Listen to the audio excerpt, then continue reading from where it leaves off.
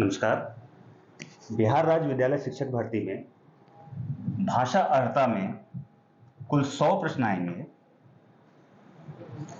जिसमें से हिंदी के 75 प्रश्न होंगे और 100 में से आपको 30 नंबर लाना अनिवार्य होगा। कम से कम आपको 30% अंक लाना अनिवार्य होगा। इस दौरान आपको 15 दिन शेष बचे हुए हैं। जो नए कॉन्सेप्चुअल बेस्ड चीजें हैं, अगर जिनको आपने पहले से तय करके रखा हो कि हाँ हमको इस दौरान हमें पढ़ना है या इस दिन हमें पढ़ना था, उसको छोड़कर या जो आप समझते हैं जरूरी है उसको छोड़कर नई कॉन्सेप्चुअल चीजों पर हाथ मत लगाइए, क्योंकि ये आपके समय के लिए बहुत गैर जरूरी होगा। ज्यादा से ज्यादा इंपॉर्टेंट टॉपिक्स पर ध्यान दीजिए, रिवीजन कीजिए और क्वेश्चन पेपर प्रैक्टिस कीजिए। क्वेश्चन पेपर प्रैक्टिस करने का तरीका ये है कि जो मॉडल पेपर होते हैं या प्रीवियस ईयर के पेपर्स होते हैं उनको लगाकर जहां पर आपको कमी दिखाई दे रही है उन क्वेश्चंस को जाकर फिर से पढ़कर अपने आप को इंप्रूव करें। ये सबसे बेहतर तरीका होता है।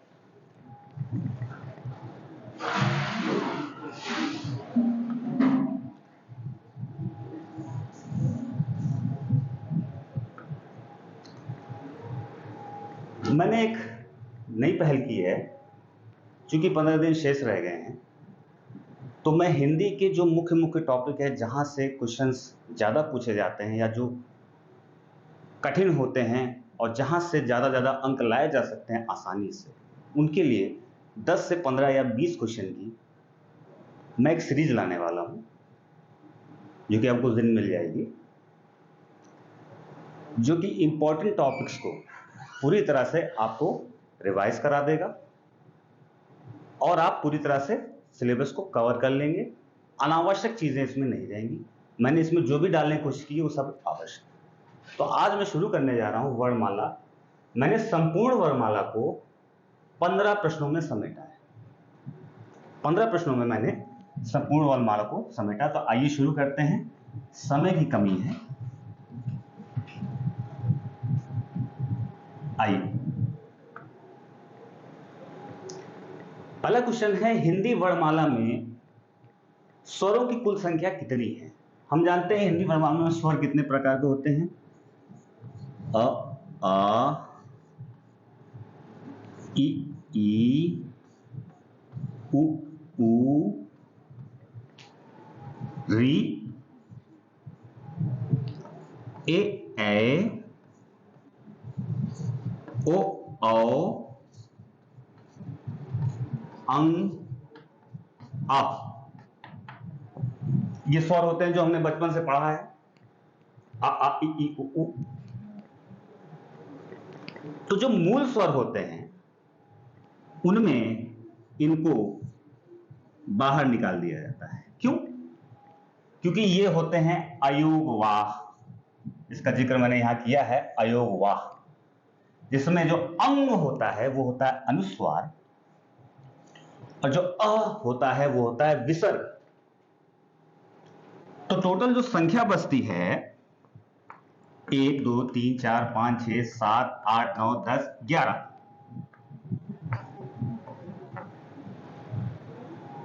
हिंदी वर्णमाला के स्वरों की कुल संख्या कितनी है? 11। अच्छा, इसमें से एक क्वेश्चन और निकलता है, कुल स्वरों में से ह्रस्व स्वर कितने हैं या लघु स्वर कितने हैं?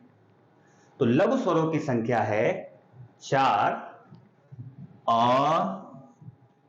ई, उ, री। इसके अलावा दीर्घ स्वर कितने हैं? दीर्घ स्वरों की संख्या है 7।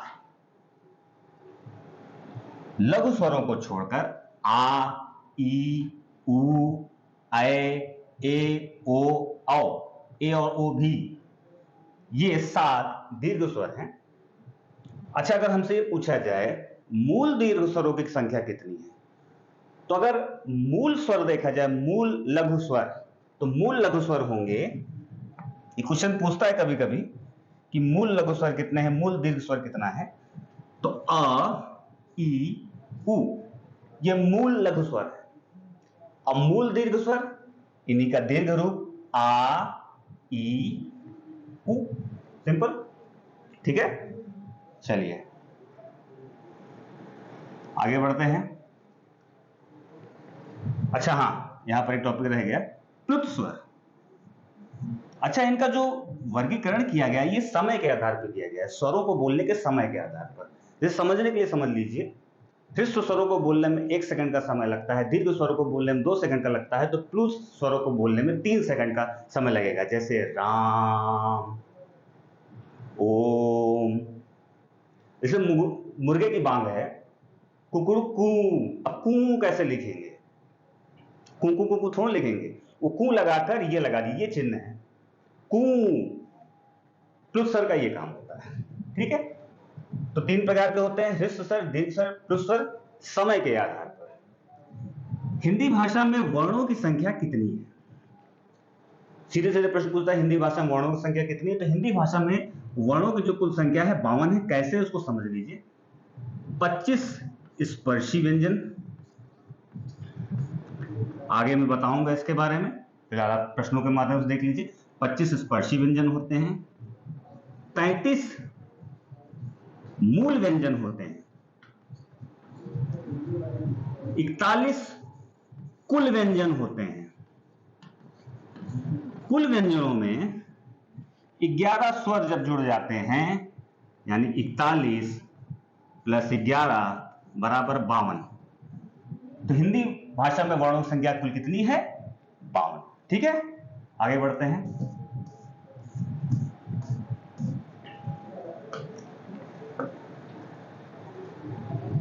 जिनका उच्चारण स्वतंत्रता से होता है और जो व्यंजन के उच्चारण में सहायक होते हैं उसे कहते हैं।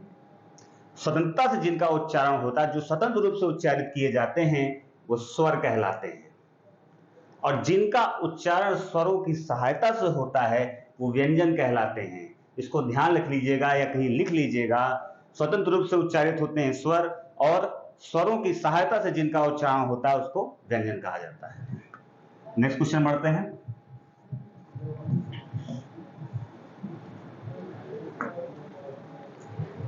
इ, ई, च, छ, ज, झ, इया आदि का उच्चारण किससे होता है? यानी किस स्थान से इनका उच्चारण होता है? तो इसका आंसर है तालव्य से। इसको मैं भी समझा रहा हूं कैसे। पहले तो आप समझ लीजिए, कंठ से जिनका उच्चारण होता है वो हैं अ, आ, ये स्वर हैं।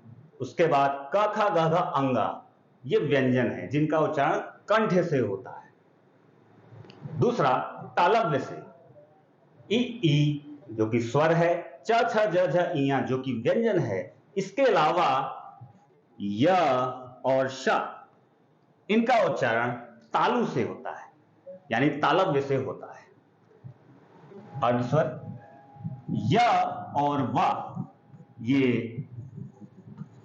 अर्धस्वर होते हैं, इसको ध्यान रखिएगा। ये मैंने व के बारे में भी डिस्कस कर दिया है। य और व अर्धस्वर होते हैं, ठीक है। आगे री, ये स्वर, ट, ठ, ड, ढ, आणा, ये व्यंजन। इसके अलावा उच्छिष्ट या द्विगुण व्यंजन जिसको कहते हैं ड़ और ढ़, ये मूर्धन्य, इनका मूर्धा से इनका उच्चारण होता है, ठीक है। इसके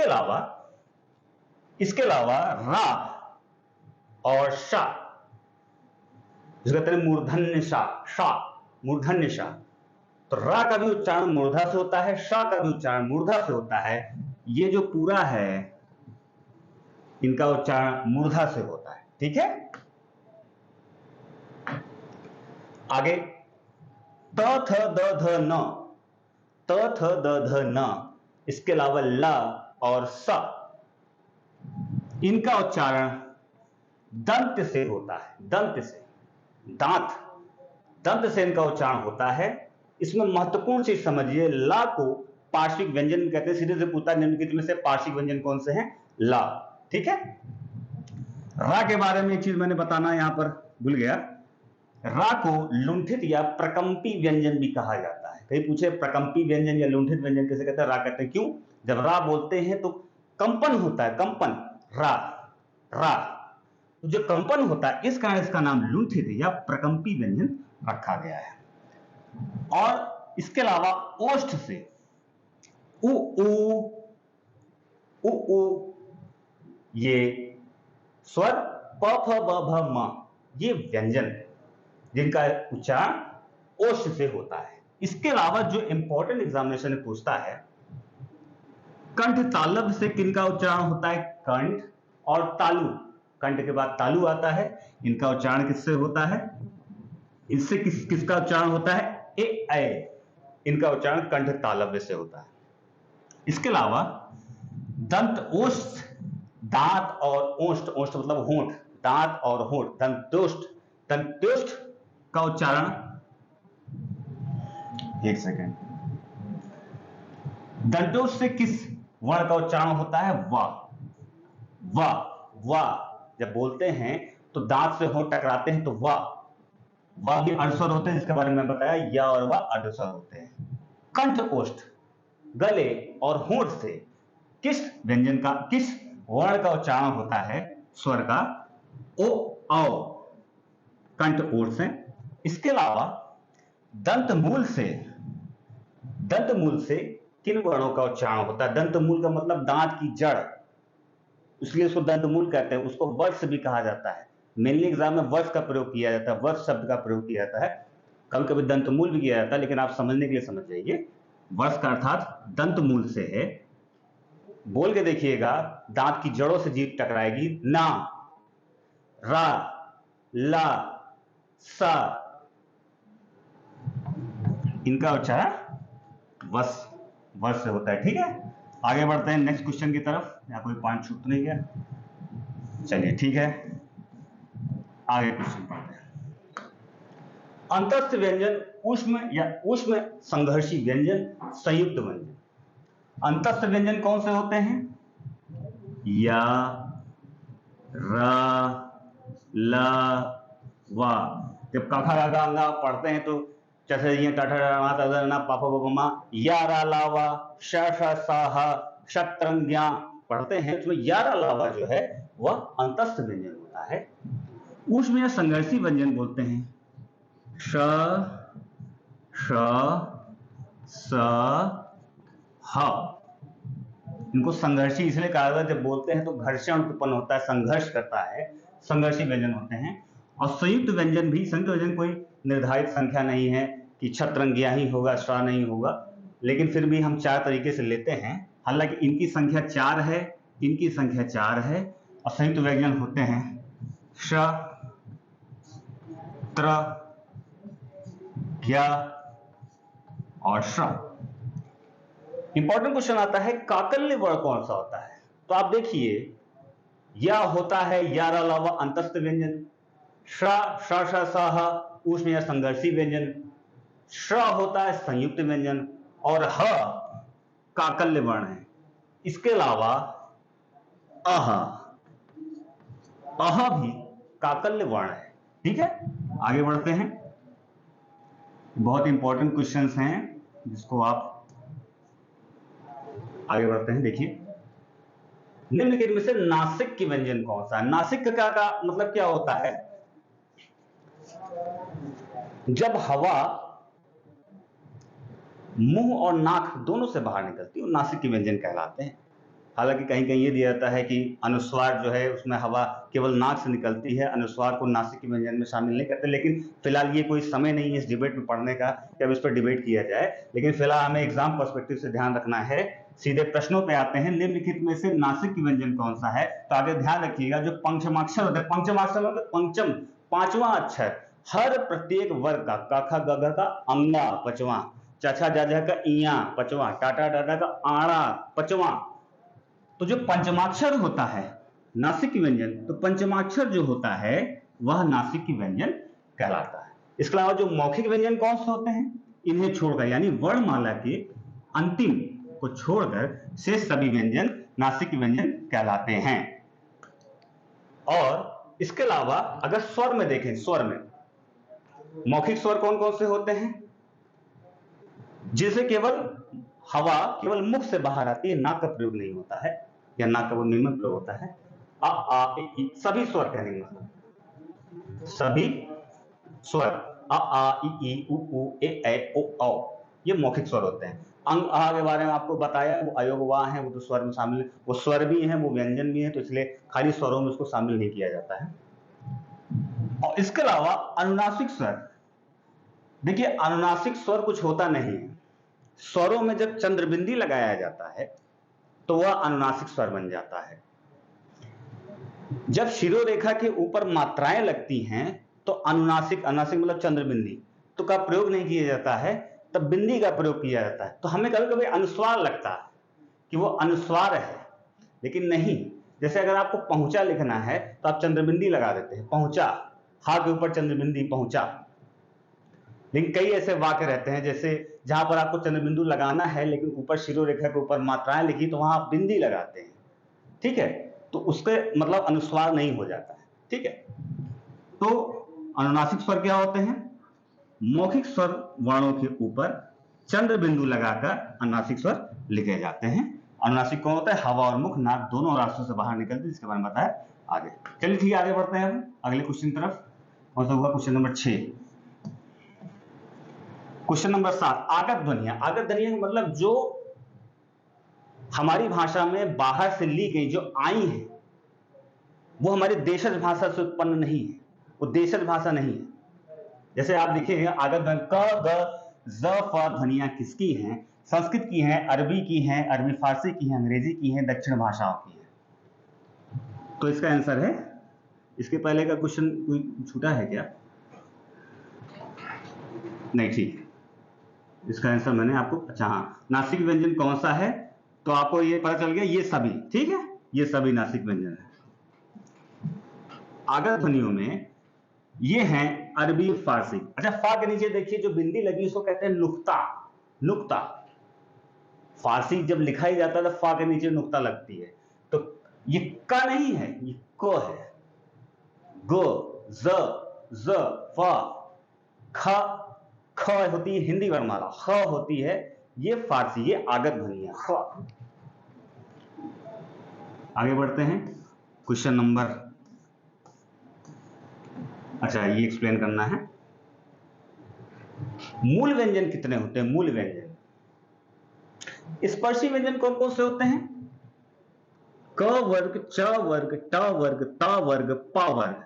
इन 5 वर्ग के जो व्यंजन हैं वो स्पर्शी व्यंजन कहलाते हैं। इनकी संख्या कितनी होती है? 25, ठीक है। इसके अलावा अंतस्थ व्यंजन, ऊष्म व्यंजन और को मिलाकर जो कि इनकी संख्या 4 होती है, 25, 4, 29, 4, 33 मिलाकर मूल व्यंजनों का निर्माण होता है।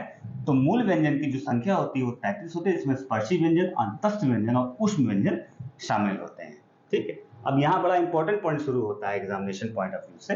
अल्प प्राण और महाप्राण पूछे जाते हैं कि निम्नलिखित में कौन सा व्यंजन अल्प प्राण है, कौन सा व्यंजन महाप्राण है। और दूसरा जो पूछा जाता है निम्नलिखित में कौन सा व्यंजन सघोष है, कौन सा अघोष है, ठीक है। तो इसको बड़ा आसानी से समझते हैं, बड़ा आसानी से मैंने डिवाइड कर दिया है इसको। इवन और समझते हैं, इवन मतलब सम, ऑड मतलब विषम, ठीक है। निम्नलिखित वर्गों में विषम स्थानों पर आने वाले जो वर्ण हैं वो अल्प प्राण कहलाते हैं, और जो सम स्थानों पे आते हैं वो महाप्राण कहलाते हैं, ठीक है। जो सम स्थानों पे आते हैं वो महाप्राण कहलाते हैं। कैसे? देखिए लिखा है अल्प प्राण 1, 3, 5 पहला, तीसरा, पांचवा, महाप्राण दूसरा और चौथा। अल्प प्राण महाप्राण क्या होते हैं? जिन व्यंजनों को बोलते समय हमें बहुत अधिक प्राणवायु की जरूरत होती है उसको कहते हैं महाप्राण, और जिनको प्राणवायु की जरूरत कम होती है बोलते हैं अल्प प्राण, ठीक है। एक इंपॉर्टेंट क्वेश्चन और पूछता है, स्पर्श संघर्षी व्यंजन कौन से होते हैं? तो स्पर्श संघर्षी व्यंजन 4 होते हैं, ज, छ, ज, झ, ठीक है।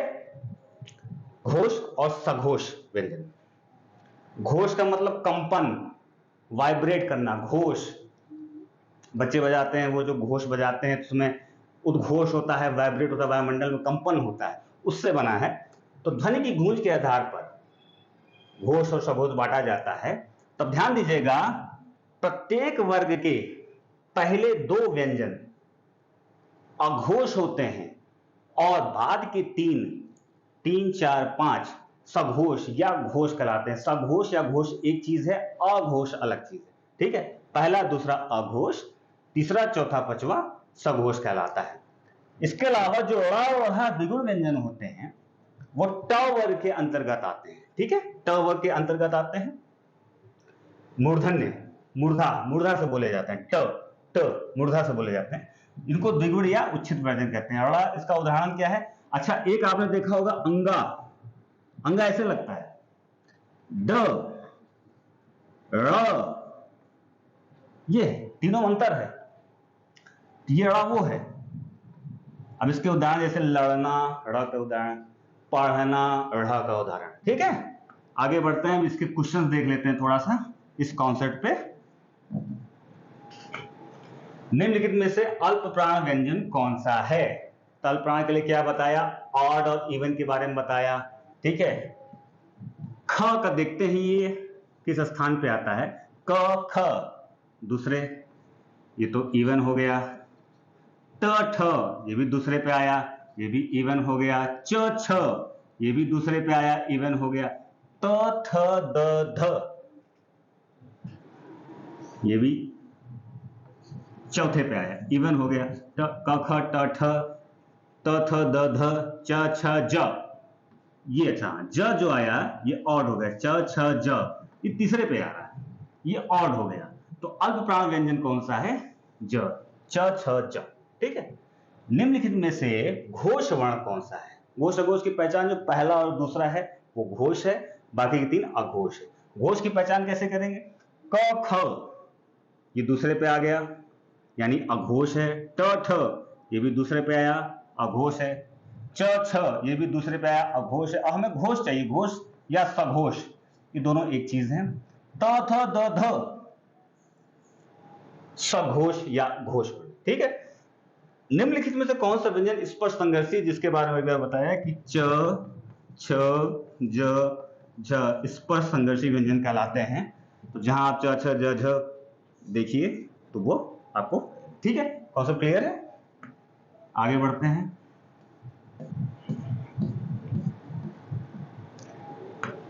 अल्प प्राण, महाप्राण, घोष, सघोष से संबंधी अंतस्थ व्यंजन, उच्च संघर्षी व्यंजन के थोड़ा नियम देख लेते हैं। अंतस्थ व्यंजन 4 प्रकार होते हैं। यार अलावा अंतस्थ व्यंजन अल्प प्राण होते हैं, इनको बोलने में अधिक प्राणवायु की जरूरत नहीं होती है। तथा सघोष होते हैं, इनको बोलने पे कंपन होता है, सघोष। ऊष्म या संघर्षी व्यंजन जिसको श श श बोलते हैं, ये सभी महाप्राण होते हैं, इनको बोलने में प्राणवायु की आवश्यकता ज्यादा लगती है। श श स ह प्राणवायु की आवश्यकता ज्यादा पड़ती है।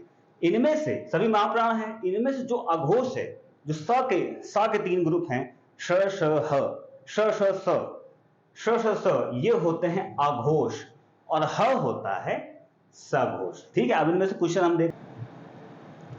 निम्न में से महाप्राण व्यंजन कौन सा है?